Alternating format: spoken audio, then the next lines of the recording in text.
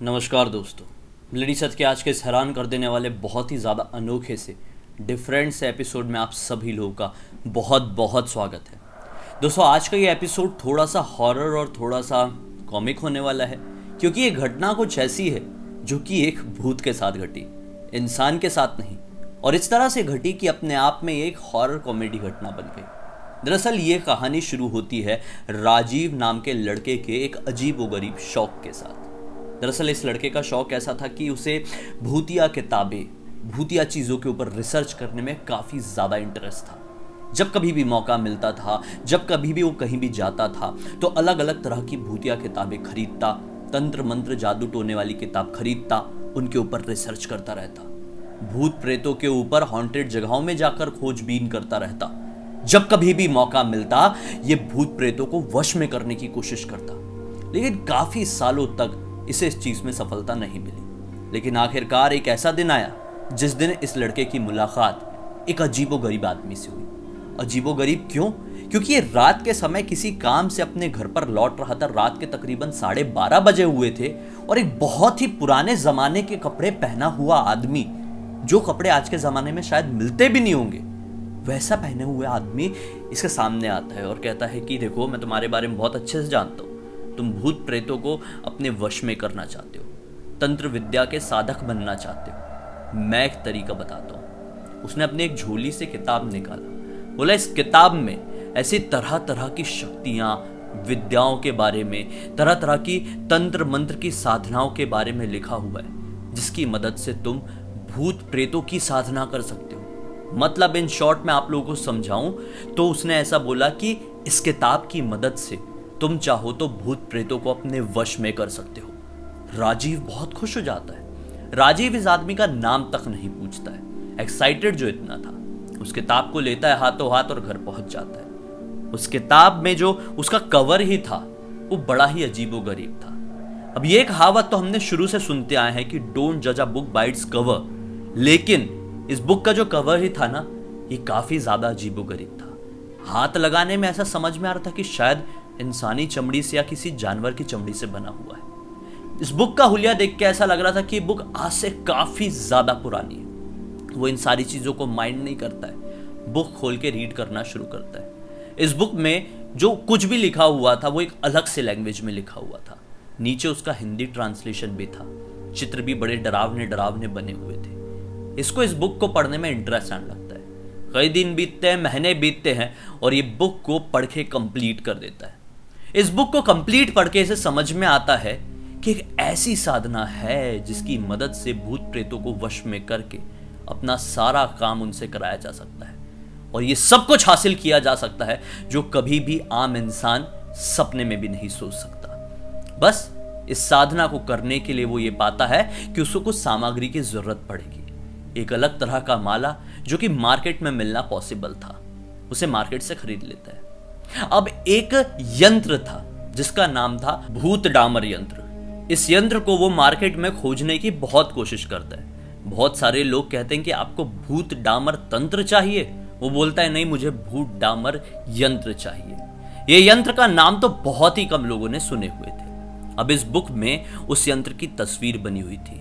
ये क्या करता है, जो भोजपत्र होते हैं ना, उसमें डिसाइड करता है कि मैं खुद इस यंत्र को डिजाइन कर दूंगा।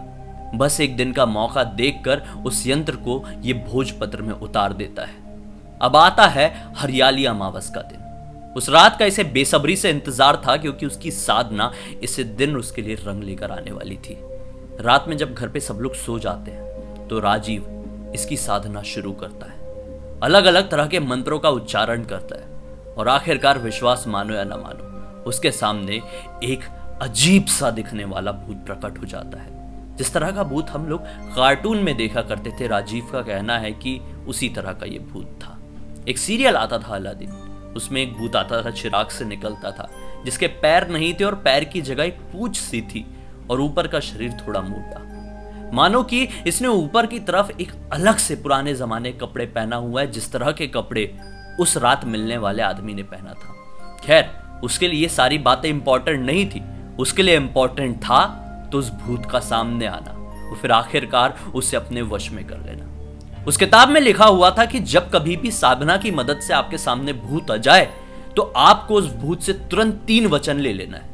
ये डिसाइड करके रखा था कि वो 3 वचन कौन से होंगे। सबसे पहला वचन, जो कोई भी काम मैं तुमसे करने बोलूंगा वो सारे काम तुम मेरे लिए करोगे। दूसरा वचन, हर हद तक, दुनिया के एंड तक, मेरे एंड तक मेरे साथ में रहोगे, कभी भी मेरी आंखों से ओझल नहीं होगे, हमेशा मेरे आसपास ही रहोगे, कभी मेरा साथ नहीं छोड़ोगे। और तीसरा वचन, अगर मैं कुछ मांगू और तुम मुझे दे देते हो तो उसके बदले में तुम मुझसे कुछ नहीं मांगोगे। बस जैसे ही भूत इसके सामने प्रकट होता है, ये धड़ाधड़ धड़ाधड़ धड़ाधड़ धड़ाधड़ अपने 3 वचन बोल देता है। भूत भी तैयार था, भूत इससे खुश था। ये साधना से काफी ज्यादा प्रसन्न होकर भूत इसके सामने आया था। भूत इसके 3 वचन मान लेता है। वो दिन था और आने वाले 1 साल का समय। 1 साल तक भूत जो ये बोलता वो करता। इसे भी बहुत मजा आ रहा था, काफी खुश था। यार मुझे तो कुछ करना ही नहीं पड़ता है, ना ही नौकरी जाना पड़ रहा है, ना ही पैसे कमाना पड़ रहा है, ना ही घर के कोई काम काज करना पड़ रहा है। मेरी जगह पर मेरा भूत सब कुछ मुझे दे रहा है, सब कुछ। अच्छे खासे पैसे, ऐशो आराम, जो चाहता हूं, जो इमेजिन करता हूं मेरे सामने मेरा भूत लाकर खड़ा कर देता है। 1 साल तक, जैसा मैंने आप लोगों को बोला, इसे बहुत मजा आया। लेकिन अब धीरे धीरे भूत इसकी नाक में दम कर रहा था, क्योंकि भूत ने यह बोला था कि मेरी एक शर्त। जब इसने भूत के सामने अपनी 3 कामनाएं रखा था, 3 वचन रखा था, तो भूत ने भी एक चीज बोल दिया था, भाई ठीक है मैं तैयार हूं आपकी 3 चीज मानने के लिए, लेकिन ये ध्यान रहे मुझे हमेशा काम करते रहना पसंद है। मैं लगातार काम करते रहना चाहता हूं। एक काम खत्म होगा, आप मुझे दूसरा काम दे देना, नहीं देंगे तो मैं आपसे बार बार काम मांगते रहूंगा। 1 साल तक तो इसने झेल लिया। अब 1 साल के बाद धीरे धीरे भूत इसे परेशान करने लगा। भूत काम खत्म करके आता था, फिर बोलता था बताइए अब क्या करना है। फिर वो कुछ बोलता था, फिर खत्म करके आता था, फिर भूत बोलता था बताइए अब क्या करना है। मतलब एक काम खत्म नहीं होता था, भूत इसके सर पर आकर खड़ा हो जाता था। शुरू में तो जैसा मैंने बताया बहुत मजा आएगा किसी को भी ऐसी लाइफ में, लेकिन धीरे धीरे ऐसी सिचुएशन क्रिएट हो गई साल भर बाद कि इसके पास करने को कुछ था ही नहीं। केवल बिस्तर में पड़े रहना, बैठे रहना, चलते फिरते रहना, इससे जिंदगी थोड़ी आराम से कटती है। अब ये परेशान रहने लगा, क्योंकि भूत हर समय इसकी नाक में दम किया हुआ था कि बताइए मेरे आका अब क्या काम करना है। ये परेशान था। एक दिन ये भूत को बोलता है कि अब मैं तुमसे बहुत खुश हो गया, मेरी सारी कामनाएं तुमने पूरी की, तुम ना मुझसे बहुत दूर चले जाओ। भूत कहता है कि नहीं, मेरा दूसरा वचन है, मैंने आपको दूसरा वचन दिया था कि किसी भी हालात में, किसी भी कंडीशन में, किसी भी समय, आपके अंत तक, इस समय के अंत तक मैं आपसे दूर तो नहीं जाने वाला, तो मैं नहीं जाऊंगा। आप मुझे काम बताइए क्या करना है। बस ये आदमी बड़ा परेशान हो जाता है और सोचता है कि ये भूत तो ऐसे नहीं जाने वाला। वो खोजबीन करना शुरू कर देता है, इस बार कोई बड़े तांत्रिक बाबा की। बड़ी मुश्किल से इसे एक बहुत ही प्रसिद्ध बाबा मिलते हैं। उन प्रसिद्ध बाबा के पास इस भूत को किसी काम में लगाकर ये पहुंच जाता है। ये बाबा के सामने पहुंचता है और बाबा को पूरी बात बताता है। बाबा बोलते हैं कि मैं समझ रहा हूं तेरी परेशानी का कारण, लेकिन अब चाहे जो कुछ भी हो जाए ये भूत तुझसे दूर नहीं जाने वाला, क्योंकि तूने ही अपने हिसाब से वचन लिया था, होशो हवास में लिया था। अब कैसे बोल रहा है कि वो दूर चले जाए?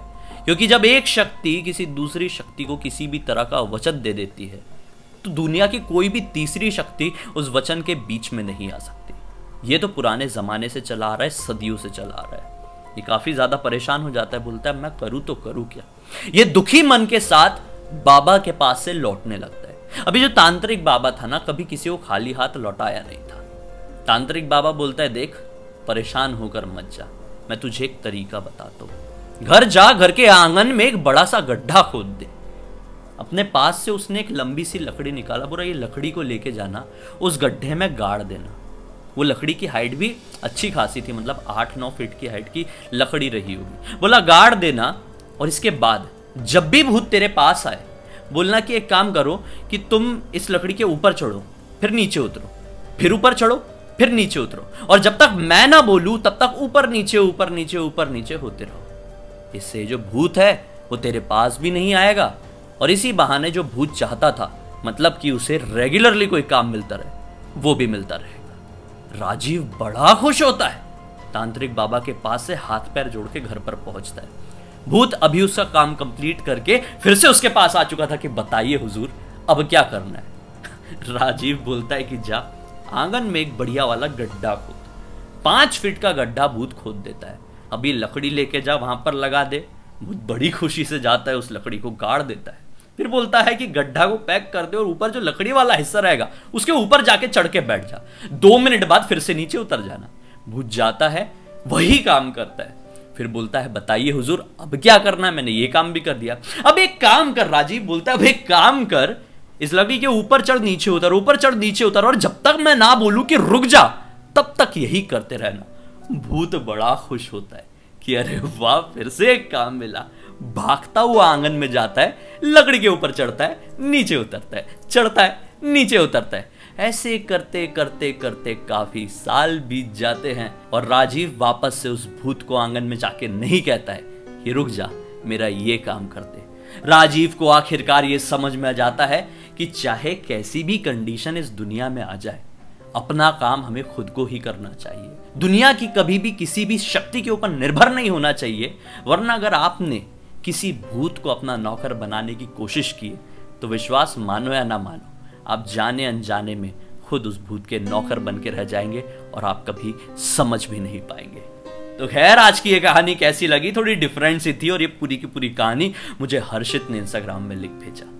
अब तक इस वीडियो को देखे एंजॉय किए तो लाइक जरूर कर देना, चैनल को सब्सक्राइब करके बेल आइकन दबा के ऑल के ऑप्शन में क्लिक करना, क्योंकि इसी तरह के हैरान कर देने वाले अनोखे वीडियो आप लोगों के सामने डेली लेके आते रहता हूं। इंस्टा की लिंक इस वीडियो के डिस्क्रिप्शन बॉक्स में मिल जाएगी भाई, क्लिक करके डायरेक्टली वहां पर पहुंच जाना। और अगर आप लोगों के पास भी कुछ इसी तरह की इंटरेस्टिंग कहानी है तो लिख भेजना, हो सकता है मेरा अगला वीडियो या ब्लडी टेक्स्ट का अगला वीडियो आप लोगों की कहानी या टॉपिक के साथ ही बन रहा हो। और आप लोगों ने बताया नहीं भाई, महात्मा विदुर के बारे में मैंने लास्ट वीडियो में बताया था। महात्मा विदुर अगर महाभारत के युद्ध में लड़े होते तो महाभारत के युद्ध का चेहरा क्या होता, जानना है कि नहीं आप लोगों को? जानना है तो कमेंट सेक्शन में बताइए भाई, उसके ऊपर भी डेडिकेटेड वीडियो कल लेकर आ जाऊंगा। पिछले वीडियो में कमेंट नहीं आया इसलिए आज का वीडियो थोड़ा चेंज किया, इसमें तो कमेंट करो, अपने सुझाव बताओ। चलिए कल फिर से मिलते हैं, तब तक के लिए बहुत बहुत धन्यवाद। आप लोग का दिन शुभ हो।